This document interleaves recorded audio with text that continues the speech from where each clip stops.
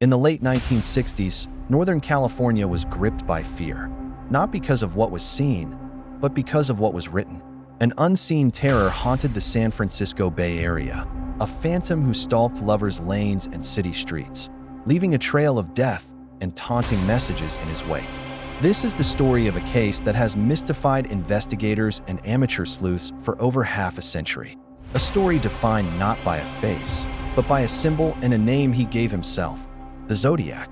The Zodiac Killer is an unidentified serial murderer linked to at least 5 confirmed deaths between 1968 and 1969. But his reign of terror extended far beyond these tragic events.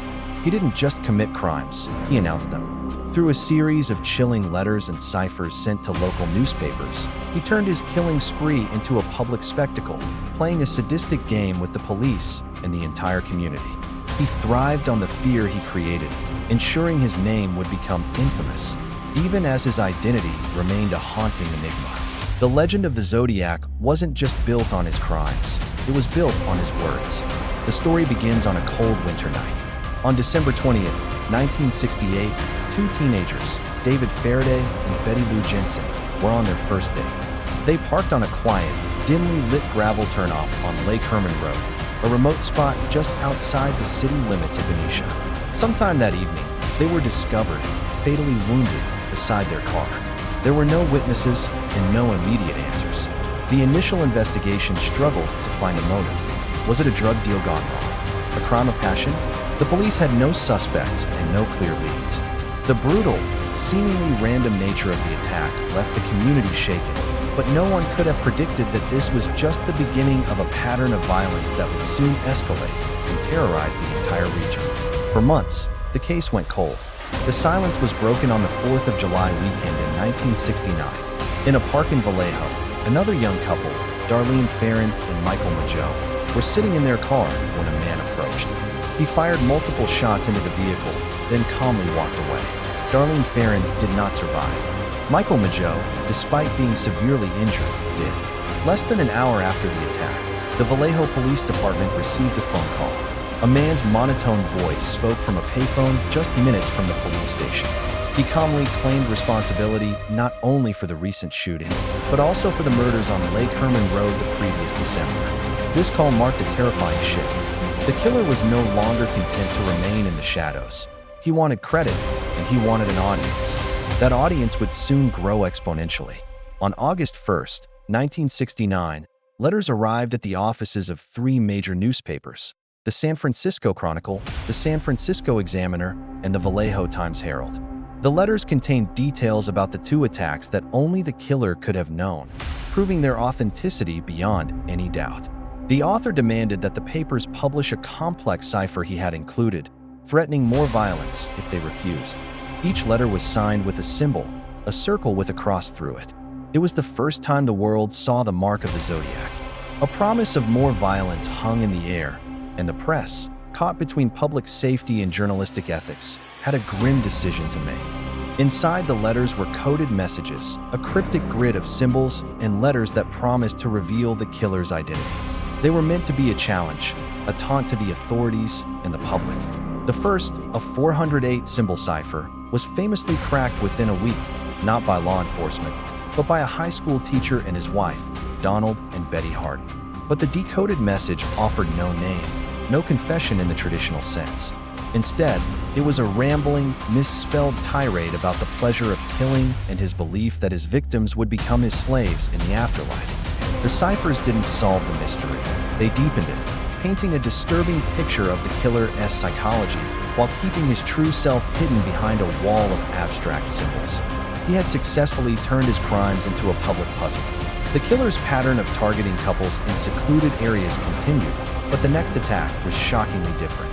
On September 27, 1969, another young couple, Brian Hartnell and Cecilia Shepard, were picnicking in broad daylight on the shores of Lake Berryessa in Napa County. They were approached by a man wearing a strange, executioner-style hood and a bib adorned with the Zodiac's cross-circle symbol.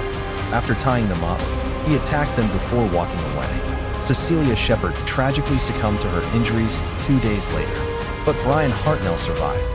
He lived long enough to describe the attacker providing law enforcement with one of the only eyewitness accounts of the hooded figure. The Zodiac had escalated again, moving from the cover of darkness to the light of day, his audacity growing with each crime.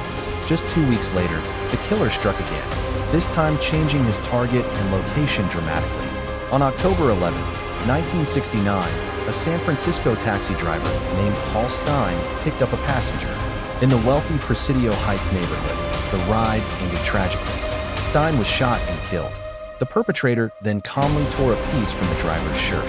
The crime was initially believed to be a simple robbery gone wrong, but days later, a letter arrived at the San Francisco Chronicle. It contained a chilling piece of proof that only the perpetrator could possess, a piece of Paul Stein's bloodstained shirt. The Zodiac claimed responsibility, mocking the police who had been searching the area just moments after the murder, claiming they had even stopped and spoken to him. It was his final confirmed victim, a brazen act in the heart of the city that cemented his terrifying reputation. After the murder of Paul Stein, the confirmed attacks seemed to cease, but the letters did not. They grew more disturbing, more grandiose. He threatened to bomb a school bus, sending detailed diagrams and claiming he would pick off the kiddies as they come bouncing out. He sent more ciphers, including the infamous Z-340 cipher, which would remain unsolved for over 51 years. For years, he kept the Bay Area on edge, his letters arriving sporadically, each one a reminder of his presence. He claimed responsibility for many more murders, though these have never been confirmed. His correspondence was a campaign of psychological terror. Then, as mysteriously as they began, the authenticated letters stopped. The Zodiac, the prolific letter writer and boastful killer, simply went silent. Decades of investigation have followed. Hundreds of potential suspects have been scrutinized, from the infamous Arthur Lee Allen to more recent fringe theories. Law enforcement agencies have poured countless hours into the case, applying modern technology like DNA analysis to the old evidence, including the stamps and envelopes from the Zodiac's letters. Yet, despite all the effort, the suspects, and the advances in forensic science, the Zodiac Killer has never been officially identified. The case remains open.